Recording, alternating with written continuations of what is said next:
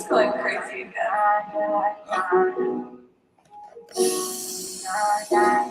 A very mellow start.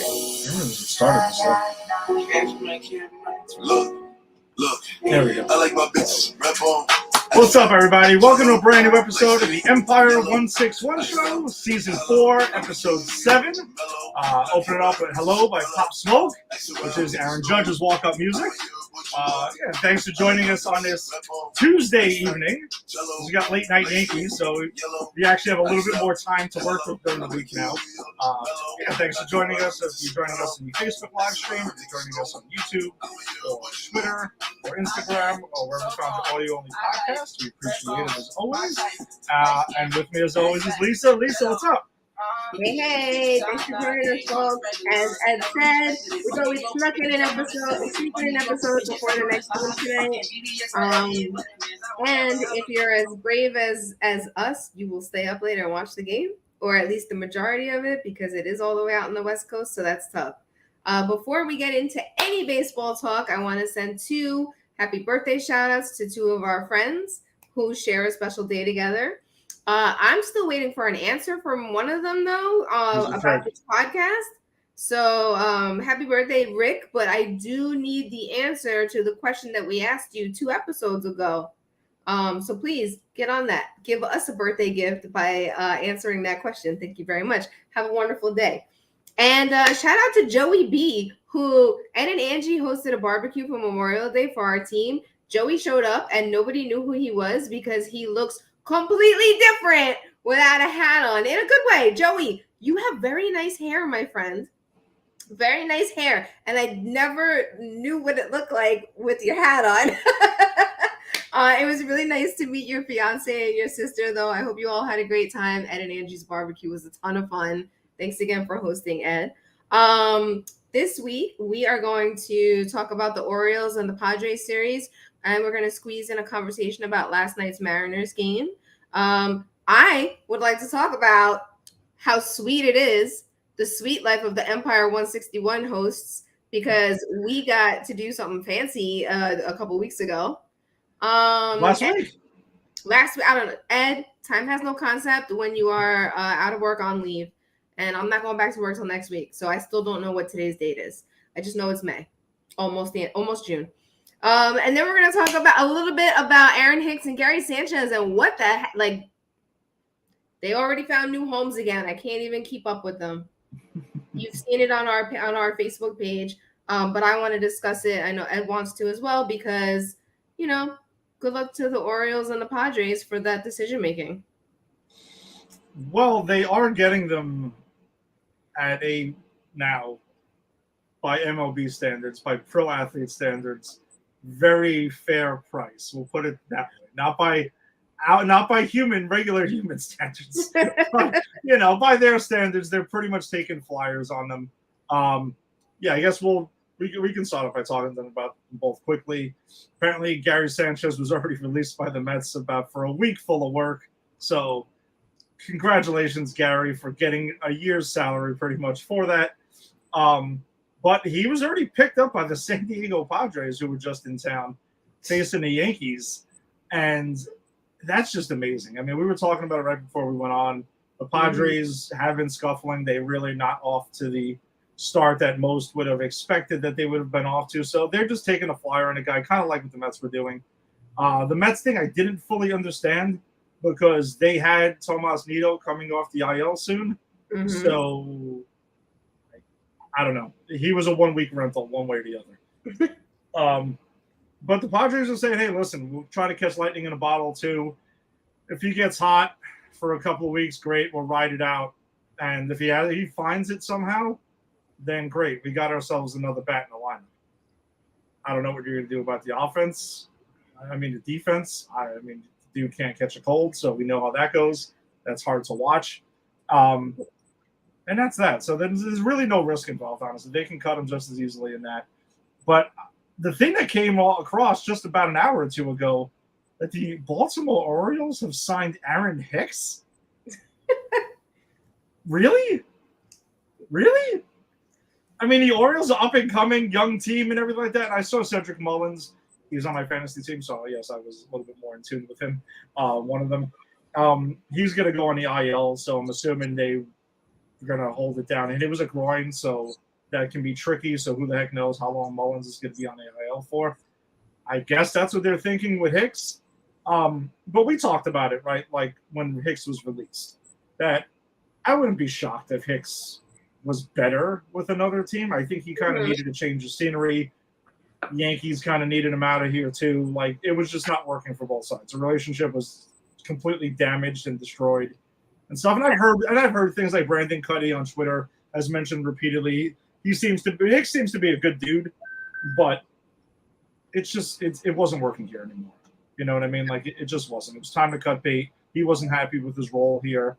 The Yankees can't keep running him out there. The fans were pretty much in a mutiny against him. They weren't having it either.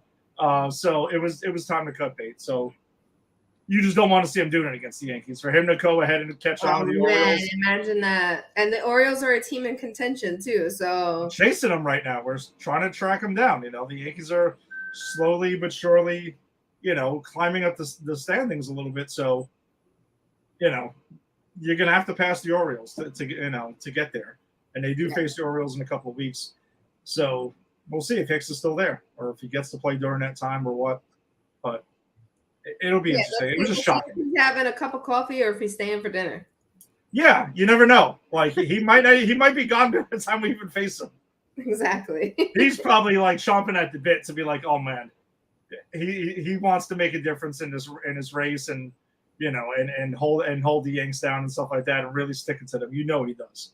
And to the fans. Speaking of people who this is his personality in general, but like when we talk about the Padres, we gotta talk about the extraness, even though he always showed up extra when he was a Yankee, of Rougned Odor.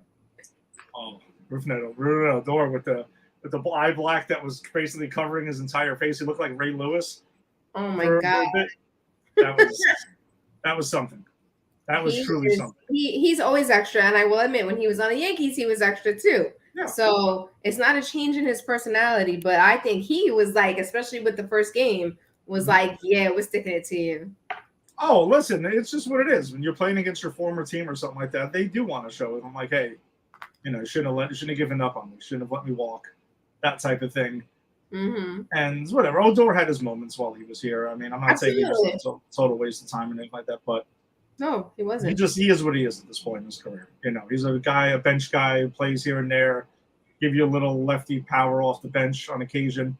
But he was straight out starting because they have Manny Machado's on the IL right now, so they do have a need right there. He's one of their biggest bats out of the lineup.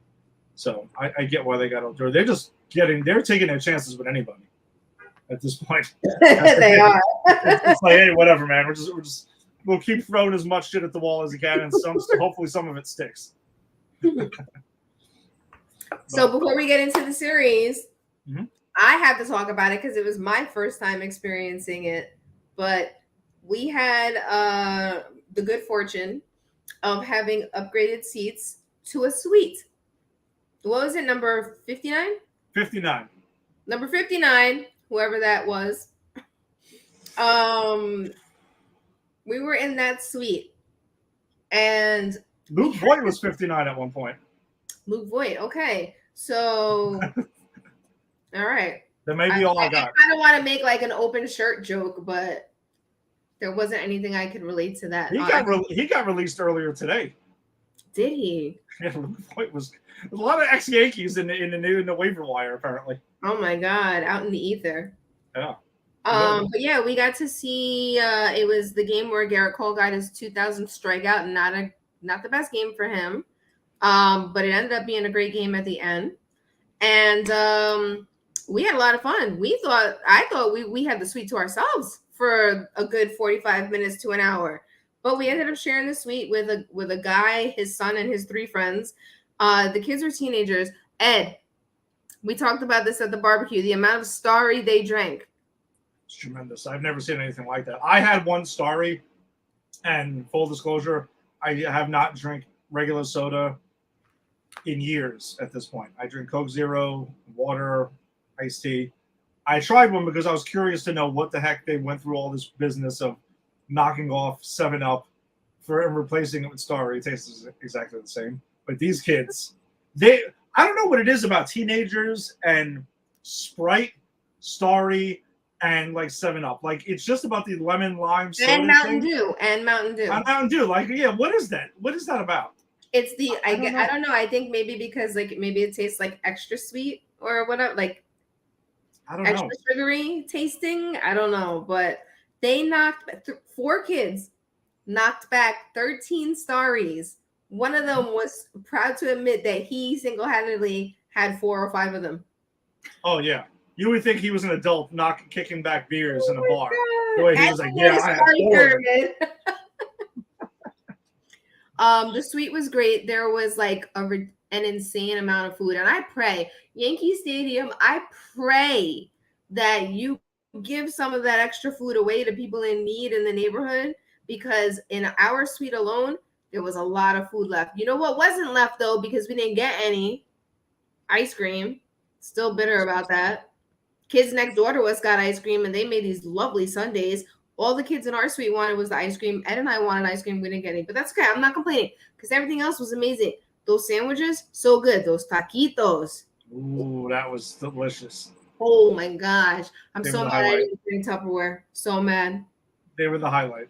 They were the highlight. Oh, well, don't worry. If it happens again and I'm like, hey, somehow we ended up in the suite, because it was just a last-minute thing that we got upgraded. Yeah, definitely bring the Tupperware next time. No, listen, no shame in it. Everyone, I'm sure others do it. I have no question about that. But no, it was a lot of fun, and we actually got treated to a pretty awesome game because the Yankees went ahead and they were down and they rallied for a walk-off win in extra innings. Like Lyssa had mentioned, Garrett Cole, not his best start. He took a no decision, only going 5 innings, 6 hits, 5 earned runs, 3 walks, 2 Ks.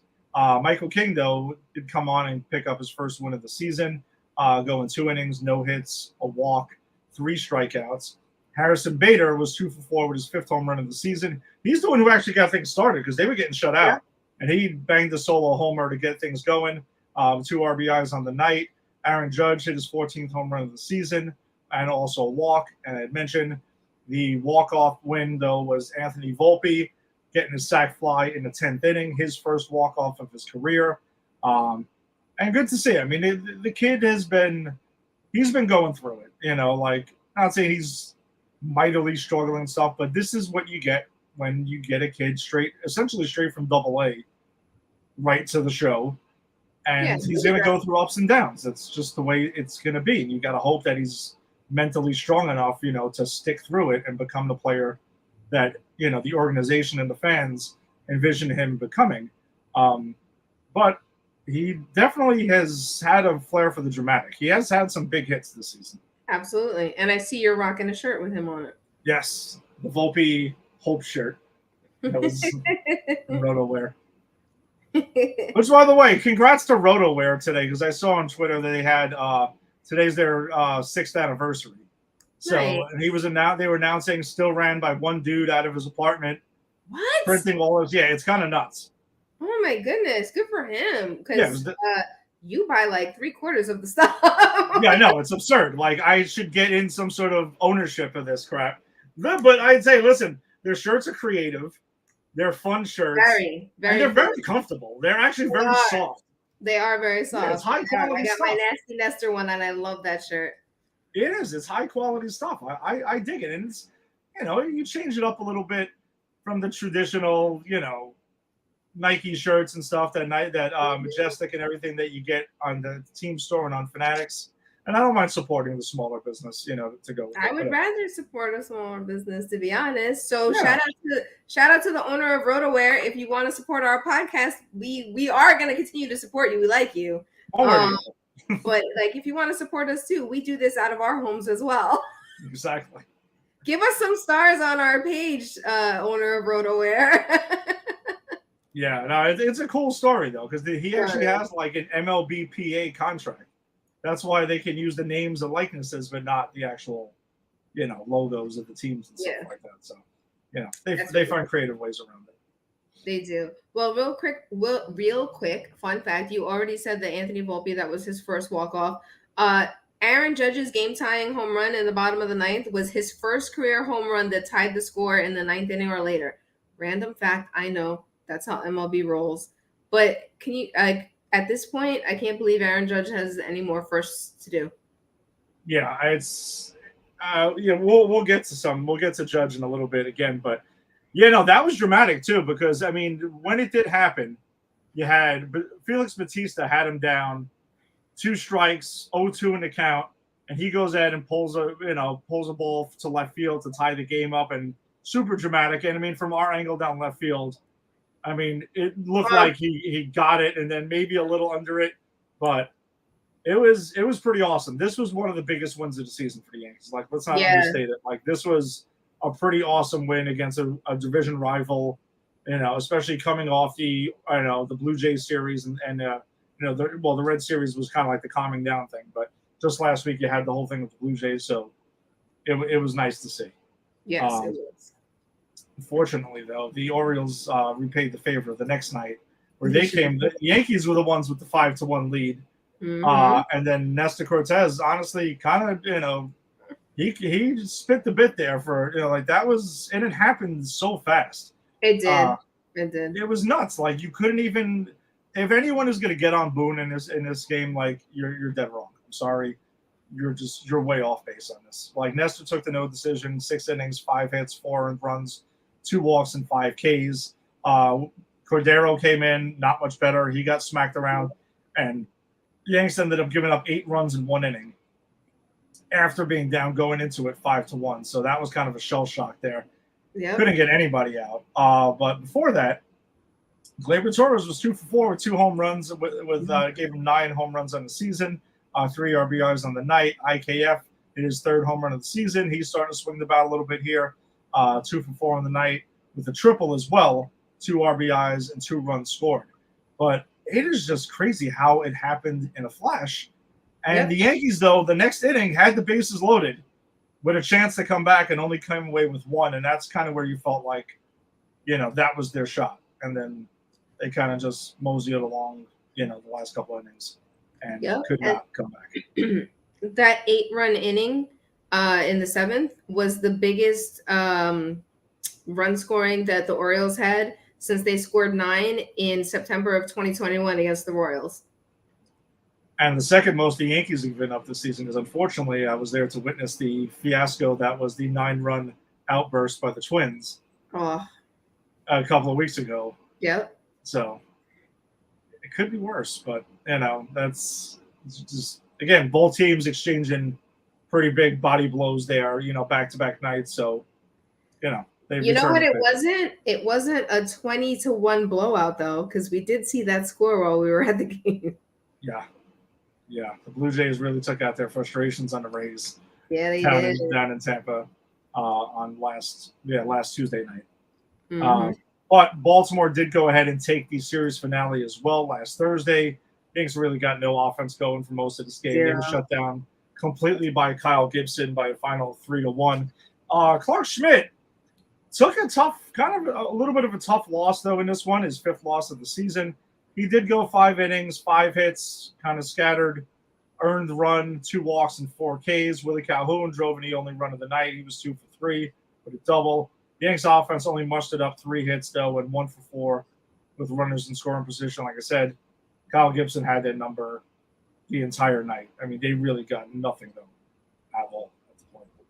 Yeah, that was a tough game to watch. And that win was the first time the Orioles have gone back-to-back series wins against the Yankees since, want to guess what year? I'm going to say late 90s? No, it's more, it's closer than that. 2013? Very close, 2014. Okay. Yeah, I remember. No, the Orioles were pretty good there for a little bit. It was probably the year the Yanks beat them in the ALDS, and it took them 5 games to do it, if I remember right. Yeah. So, yeah, I mean, listen, the Orioles they're a team to contend with. They're for real. I fully believe the whole AL East is now, like, I mean, it's always been a tough division anyway, but now, like, the entire AL East is pretty strong. Yeah. No, toughest division in baseball. There's no question about it whatsoever. But the Yanks would go ahead and welcome in the Padres, a rematch of the 1998 World Series. Friday night, though, the Padres did get the best of the Yanks by a final of 5-1. Again, Yanks offense scuffling all night. Judge was the only highlight offensively, 1 for 4 with a double. I mean, Rizzo, 2 for 4 with an RBI as well. Yanks had a couple of chances early, but couldn't quite break through. Randy Vasquez, though, made his major league debut, getting a call up from the Somerset Patriots. Took the loss, but he had some crazy movement on a lot of his pitches. I mean, he did show me something, but as soon as he gave up a home run to Tatis, that kind of like rattled him. You could see where he started getting shy of the strike zone. Wasn't quite exactly, himself. 4 2/3 innings, 4 hits, 2 earned runs, 3 walks, and 6 Ks. Juan Soto also hit a moonshot in this game as well. It was his second hardest hit home run of his career. It was 114.1 miles per hour. That's Aaron Judge, Giancarlo Stanton status. Yeah. So, yeah, he that thing flew. Yeah, it was out of here in a second. If I remember right, it was like middle of the second deck, too. Like it was a no-doubter. Yes. Yeah, but you had mentioned, though, Fernando Tatis Jr. in right field. Like, it turned into a thing, like, this weekend. And honestly, I will say this. It warmed my heart to hear this type of stuff. Because there were videos posted, Yankee crowd, Friday night, rowdy, riding him, getting on him pretty bad about the whole steroid thing. And he, tried to play it off and kind of was, like, conducting it and stuff like that. But that's old school Yankee Stadium, honestly. Yeah. Getting on the right fielder. I remember back in the day when Canseco was dating Madonna. I remember the fans throwing out a balloon, a blow-up doll at him and stuff like that. Tons of stuff used to go on in right field. Like, it was, like, mean out there. It was nasty. And from the videos I saw that were on Twitter and other social media, it was definitely back. And that's what I'm saying. It warms my heart to hear and see that old Yankee Stadium is still alive on certain nights. Whatever. Like, it's sports. It is what it is. You want to make players intimidated to come to Yankee Stadium and play. Not just by the team, but the fans. You want to be on top of them.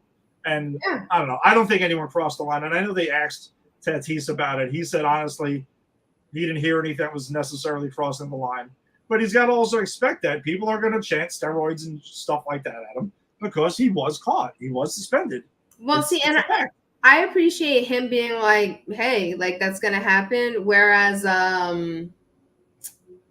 the outfielder for the Red Sox, it's not Christian Vasquez.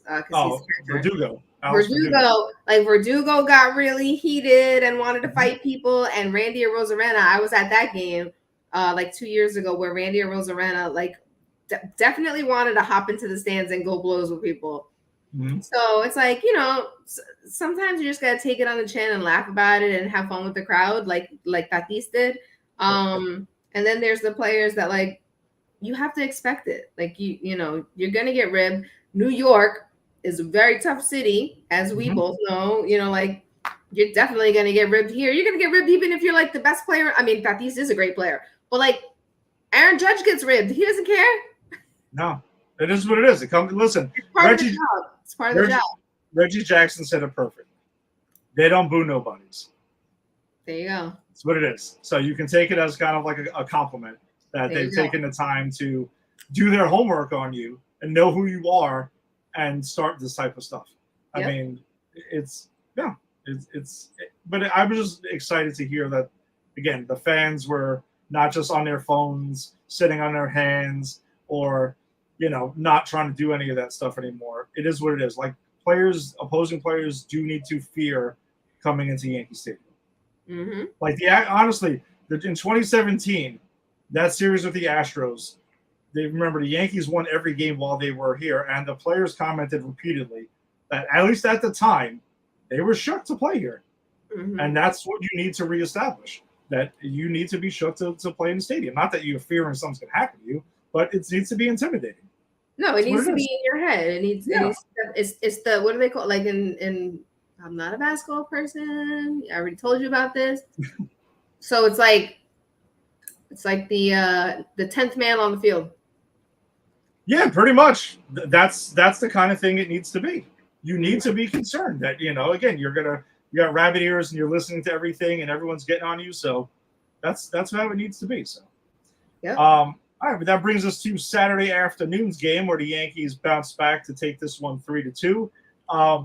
Luis Severino was incredible in this game, and I'm going to get into the latest Boone fiasco decision that went into this, and this was a first guess, not a second guess, but he ended up taking a no decision, 6 2/3, one hit, okay, 2 earned runs, 2 runs scored, one of them earned, 3 walks because he was charged with the second one that was allowed to score because Michael King did give it up on his first pitch. 5 strikeouts though. Clay Holmes did pick up the win, his 3rd win of the season. DJ LeMahieu was 2 for 3 with a 6th home run of the season. Nice oppo shot there. 2 RBIs and a walk. IKF was 1 for 4. He did get the game-winning RBI in the 10th inning as well. Pulled a nice shot down the left field line. But I do want to rewind it to the 7th inning. You have a phenomenal pitchers duel going between Luis Severino and Michael Wacha. Wacha has had the Yanks number for a bit. They were getting to him a little bit early. But one runner is on, and then Boone comes out to talk to Severino. They have their conversation. He goes back in. You saw King was warming up in the bullpen already. Luis Severino had like 80-something pitches at this point. So you can't say the pitch count was a problem. Yep. And an error is made by Gleyber Torres, and he takes him out. What did Severino show you that said suddenly he needs to come out of the game at that point? You could tell he was pissed. Also, like rightfully so, he was pissed coming out of that game. He wanted to finish that inning. That was his inning. I just don't understand what changed with that error. It was a soft hit ground ball that had eyes that was booted. He's been, I mean, we've talked about this a couple of times in the last few weeks. He's been pulling people, and we've just kind of been scratching our heads about it. Like, this is not the first time he's pulled somebody. Where the one time with Nestor Cortez, where we were like, he probably could have gotten out of that inning, but you pulled him. Yeah. Like, I don't know. Maybe it's because of what happened with Nestor Cortez, a game or two before this one, that he was like, oh, here we go again. I can't have that, especially because Michael Wacha was pitching so well. So, but that's my thing with this, right?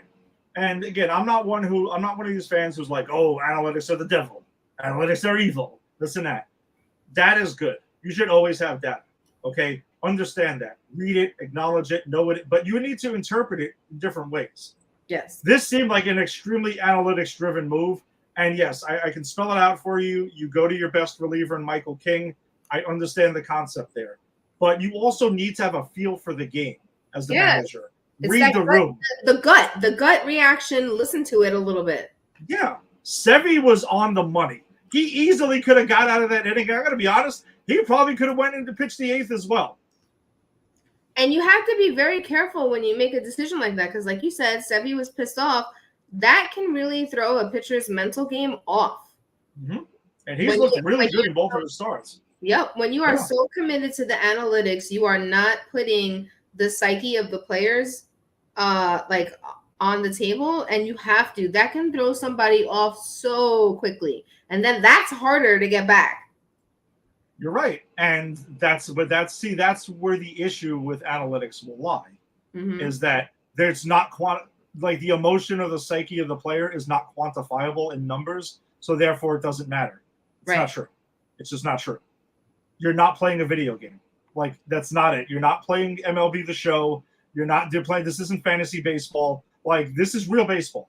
There are real people involved in this. Like, you have to take that into consideration. There's no cheat codes. There's no AABB, up, down, down. Yeah, there's none of that. There's no Game Genie or whatever. Like, it's not there. So that's where I think the problems are. And I think that the managers in the organizations that get it right they have their analytics team.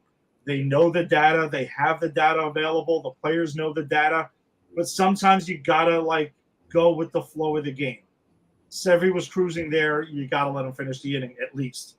At least. And this is where I'm going to advocate again. If teams aren't doing this, and I believe they are, but if they're not doing this, you've got to get people on staff that can help players with their mental struggles with the game as well. Because, like I just referenced, I am sure Sebi was pissed off after that and needed to like vent in some kind of way. Mhm. And if you don't have that kind of mental health personnel on staff, then your team is gonna fall apart at the worst time because you're so analytics driven. Yeah. There has to And be. I truly believe there has to be a human element to everything that we do. it's the truth. And you got to find the combination. You got to find the fine line between the two. And this was a perfect situation. Yep. But thankfully, the Yanks won the game, so it'll be looked at in the end as no harm, no foul. But it's something I did want to highlight that was nuts. It was completely nuts to me that he came out. No harm, no foul until the next time Sebi pitches, and we'll see how he does. Agreed. And in that situation, he was. But the thing is, he was being so economical too with his pitches. Yeah. The pitch count was down. He was cruising. I was so impressed by Severino that day, and it made me think of our conversation last week, where it's just like if you could only stay healthy more often. It's like this is the pitcher that you were at one point, that you can be when you're on the mound. I love Severino when he's healthy. It's just it needs to happen more often. That's the thing. Yeah. And he's pitching for his contract right now, so I mean, all the motivation's there. Yeah. Another human element to the situation. Yeah. And it's fine. It's not about being greedy or anything like that. It's just the way it is. He's playing for his future right now. So, all right, and that takes us to Sunday's game, the series finale with the Padres, which the Yanks did go ahead and take by a final of 10-7. Absolute slugfest here. Yanks though went ahead. You know, the Yankees offense woke up in this game. These last two games, we'll get to last night's game in a second, but they went ahead and they definitely woke up in this one. Took a big lead early. Padres kept chipping away. Yankees had some sloppy defense though earlier in the game. They went ahead and allowed pretty much a little league home run. Oh my God, that was embarrassing. So embarrassing to watch. Pretty bad. God. Pretty bad. They did get to Cole. Cole did get the win. Okay, he picked up his 6th win of the season, but still not his finest outing. 6 innings, 4 hits, 6 runs, 5 earned due to the fiasco of defense that was going on early. 3 walks and 9 strikeouts. Aaron Judge, though, 2 for 4 with his 15th home run of the season, driving in 2 runs scored. Harrison Bader hit his 6th home run of the season, 2 runs scored, 2 RBIs. Hickey had himself a hell of a game, 3 for 4 with 2 RBIs and a run scored as well. And Clay Holmes, though, he made things pretty dicey in the 9th inning. Like, again, like it's just – I'm going to give credit, by the way, to Danny Santiago, who's probably, comes to some games with me, so like Jerry's cousin. Full credit to him. Clay Holmes is the modern-day John Wetland. He absolutely is. There's no 1, 2, 3 inning with Holmes rarely. He'll get the save. He'll close the game out. But, boy, he's going to make you sweat for it. He's going to go ahead and walk some guys. He's going to get himself in a serious jam, and then he'll get the final out. So, either way, bottom line is get the final out. But, yeah, good to see the Yanks offense starting to get clicking. Yeah, so I don't know if you want to talk about it here or not, because we said we were going to talk a little bit about Aaron Judge, but in the bottom of the first, when he hit his 15th home run, that made it 9 home runs in 18 games since returning from the IL, and he had 6 home runs in 26 games prior to that injury when he was sliding into third. And then, of course, last night, which we're about to get into, he goes ahead and does it again. He has been absolutely unstoppable since he's come back. He's picked up in some ways. Let's say he picked up where he left off, but there are some ways where he is off to somewhat of a better start than he was last season. I'm not getting crazy and thinking he's hitting over 60 homers again. Yeah, I don't know if it was last night or the night before. I think it was last night. They were talking at the game, and they jokingly said, it seems like he doesn't want to give up his MVP title. And everybody's talking about Shohei Ohtani, but Shohei Ohtani is actually not having the best year as a pitcher, right? Like still having like a decent year considering he's a pitcher and a DH all the time, right? Yeah. So still having an amazing year, but not as outstanding as last year or the year before or whatever. But Aaron Judge, same pace, and like you just said, if not a little bit better. Yeah. And defensively, come on. He stole a home run last night. Like, let's just get into last night because I'm already talking about let's jump to last night's game. But Yanks, good to see the Yanks taking a series, which was, just to wrap up the Padres series, all 3 games were sold out. Like, the stadium was electric. There was a lot of fans there, because I was there at Saturday's game. A lot of fans there from San Diego because they don't come here a lot.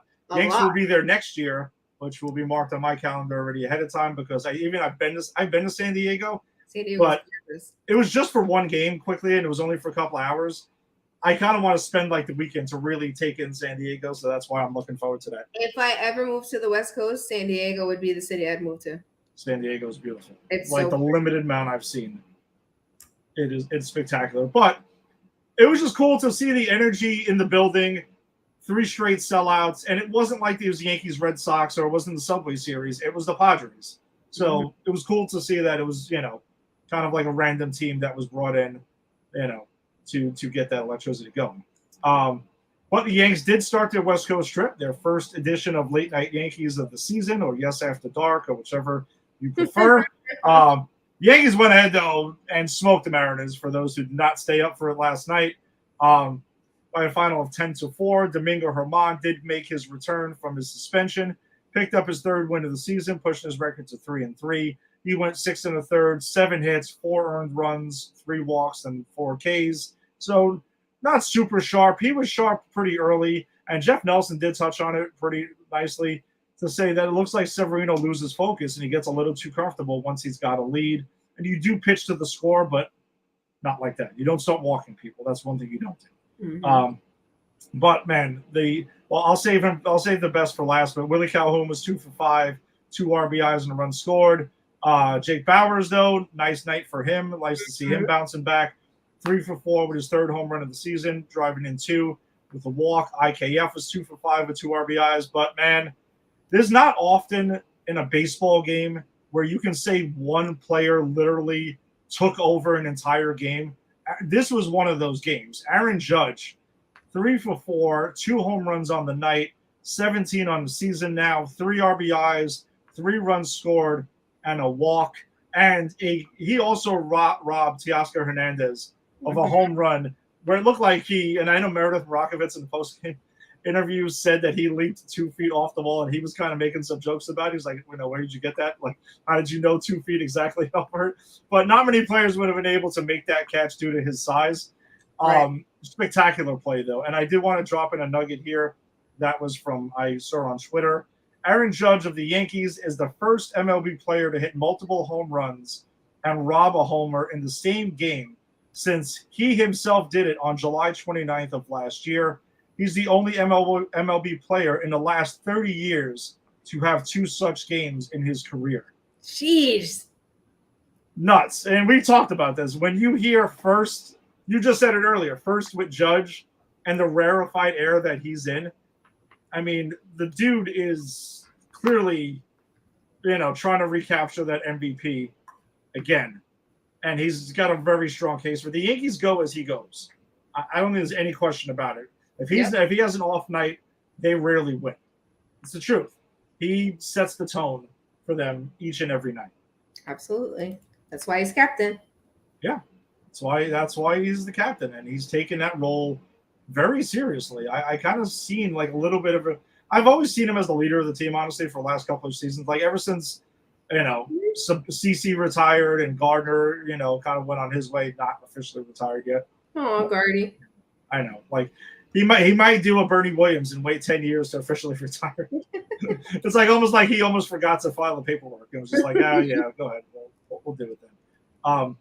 But man, this was just such a pleasure to watch. I also did want to comment. I was curious to know how this would be, right? Because we joked about Late Night Yankees and Yes After Dark, the 10:10 starts, 10:30 starts sometimes.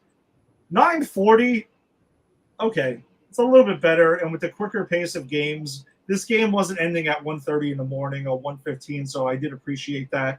Mm-hmm. And there were 14 runs scored. Yanks had 18 hits on the night, the season high for the season. That's where the game even went longer. Like tonight's game, another 9:40 start could be done, I don't know, by By 12, 11:30, yeah, 11:55, yeah. yeah, and that's fine. That's reasonable, honestly. Like Yes. that I can deal with. You know what I mean? Because honestly, I'm usually up personally watching, Steve Colbert and stuff until almost midnight anyway. So if you're going to give me the big game to wrap up before midnight or around midnight, it's not too much of it. But some of these games over the years, and yes, as I've gotten older, it's gotten harder to stay up. Like it's a battle. Yeah. It's a battle. Listen, the only reason why I watched last night's game is because I'm still on leave. If this game happened next week when I return back to work, I would have only seen, and I wouldn't have even seen the 4 innings because I turned the game on after the NBA final game, and it was in the 4th inning by the time I turned it on. So those would have been my 4 innings, and then I would be like, I gotta go to sleep now. I gotta go to work.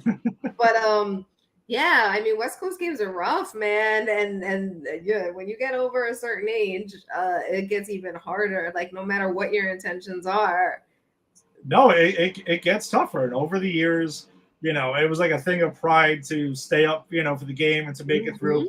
But listen, I'm not gonna lie. Like I try to make things to do. Sometimes I will do laundry during games to keep myself active and awake. To do that, I have done things like to just again make sure that I'm awake. I don't watch the game in bed. I have to sit on the couch and sit upright because I will fall asleep. Yep. It will happen. And the thing is, though, it won't be a good sleep either. It'll be because I'll be wondering what's going on in the game.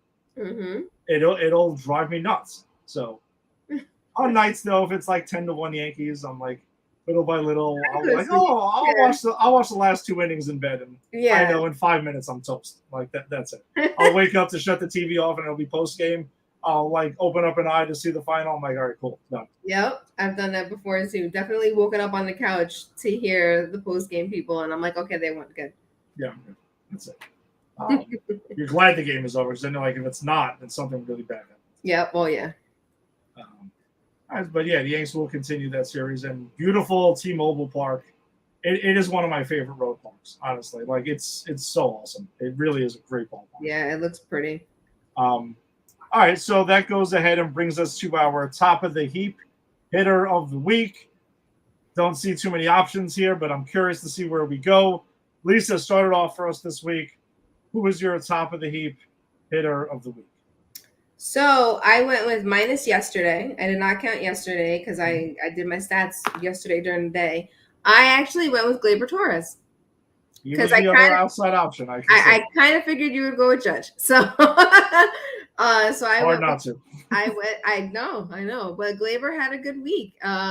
His OPS was 968. His average was 333. He had 2 home runs, 3 RBIs, 5 runs, 8 hits, 1 walk. His on-base percentage was 385, and his slugging percentage was 583. That's solid, and we need more people outside of Aaron Judge to do the work. And I'm really liking Gleyber at the top of the batting order. He's been starting it off, so good job, Gleyber. That's my pick. Yeah, no, that's an excellent pick, and you made a good point though. It's true. Like Gleyber Torres, somebody besides Judge mainly. Rizzo's also having himself a hell of a season too. Nice. Rizzo's been Mr. Consistent for sure. Yeah, he's hitting around 300, so that's there, and it does suck. He's going to be out of the lineup again tonight. He missed last night's game because he jammed his neck on Sunday afternoon's game, and also on the injury update, Harrison Bader did leave last night's game as well. Sorry, we didn't mention that part. Seems to be a hamstring. My guess is he's going on the IL. Hopefully, not too long. Hamstrings can be tricky, so. Yeah. Just frustrating because since he came back, if I recall, Yankees are 17-8, and MLB best 17-8 since Bader returned. So he's made it, and obviously Judge was right behind him. So let's not fool anybody with that one. He's been amazing defensively as well.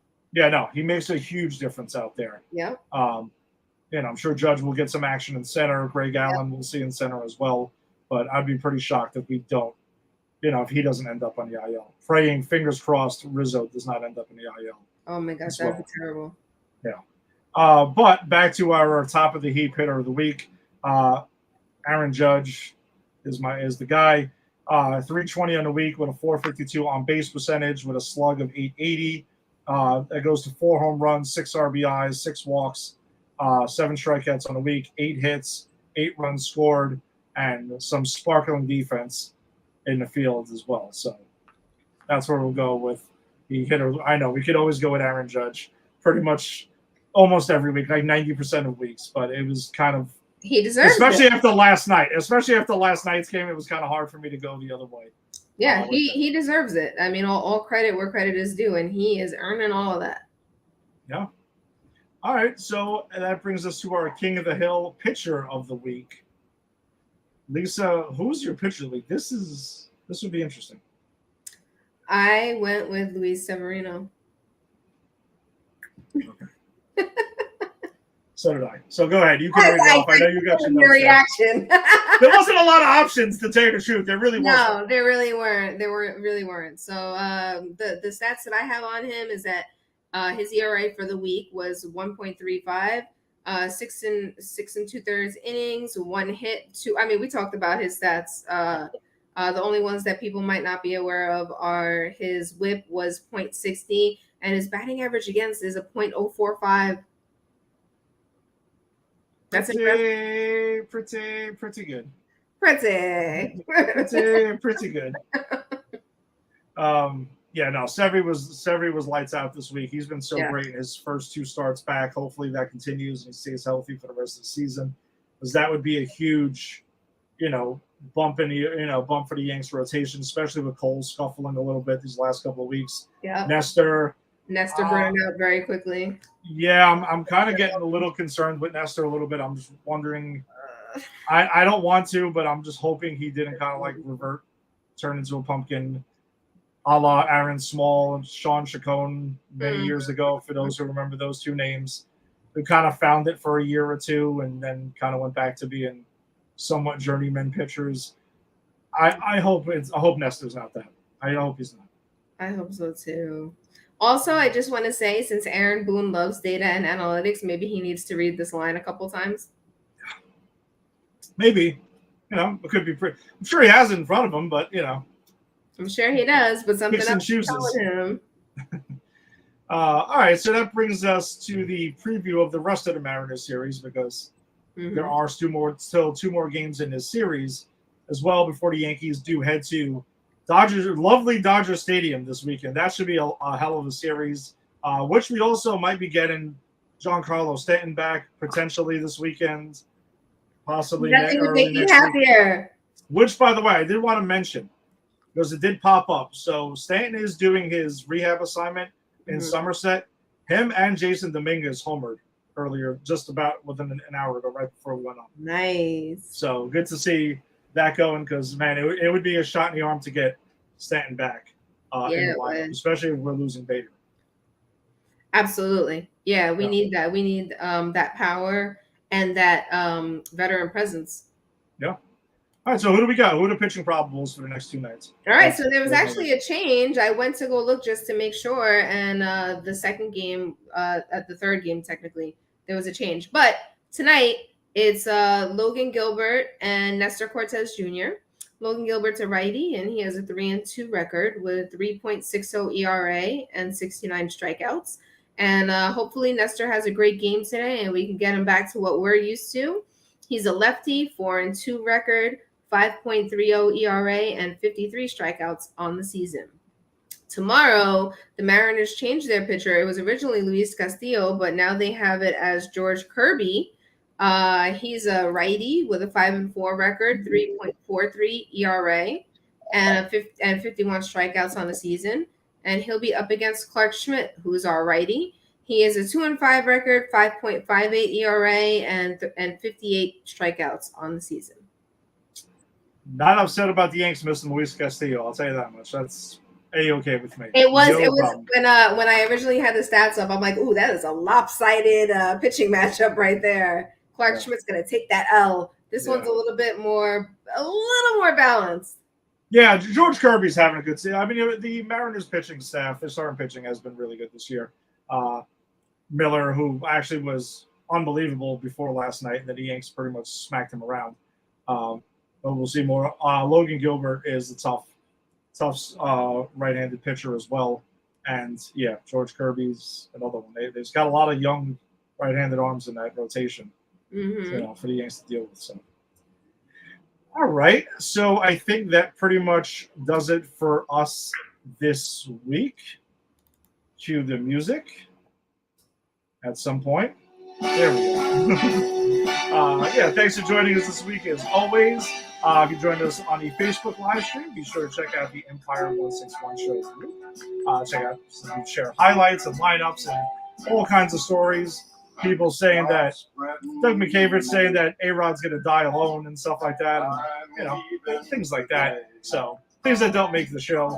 So go ahead and be sure to check that out. Check out Pop Culture Pros as well, because that's who we are presented by at Pop Culture Pros and popculturepros.com. If you're joining us on YouTube, I know my battery's talking. Subscribe to Pop Culture Pros on YouTube and on Twitter. If you're checking us out, follow at Pop Culture Pros, but also follow at Empire 161 Show. It sounds like I'm cursing. That's what it is. It's like make sure to charge the speaker before next time. If you're checking us out on Instagram, at the _Empire _161 show. Check that out also. Lyssa manages that account. A lot of cool stuff on there as well. If you found your audio-only podcast, subscribe to Pop Culture Pros. We got a lot of cool stuff on the network. If you're a Mets fan checking us out, we also got a show about the Mets, the Put It in the Book show with Falachi and Rodriguez and Keith. They cover the New York Mets, so check that out. If you're into comic books, Jason and I did drop our latest episode of Granny's Peach Tea last night. We talked about we're excited for Transformers Rise of the Beast coming out, so we talked about Bumblebee and the series finale of The Flash. We said farewell to The Flash last night. Among Superman and Lois and Gotham Knights, so be sure to check that episode out as well, and all the other cool stuff we got on. So, and the Just Too Sweet show is coming on after us tonight. Yes, if you're into wrestling, check out Tim and Eric. They got the Just Too Sweet show. They should be on around 7:30 tonight, so check that out as well. So Pop Culture Pros got everything you need. We will be back on Sunday, right? Sunday before Sunday Night Baseball, because the Yankees will be playing the Dodgers on Sunday night. So, we'll do a little pregame action for the series against the Dodgers. Hopefully, Stanton back in the lineup for that game. Fingers crossed. We'll see you next week. All right? Peace. Bye.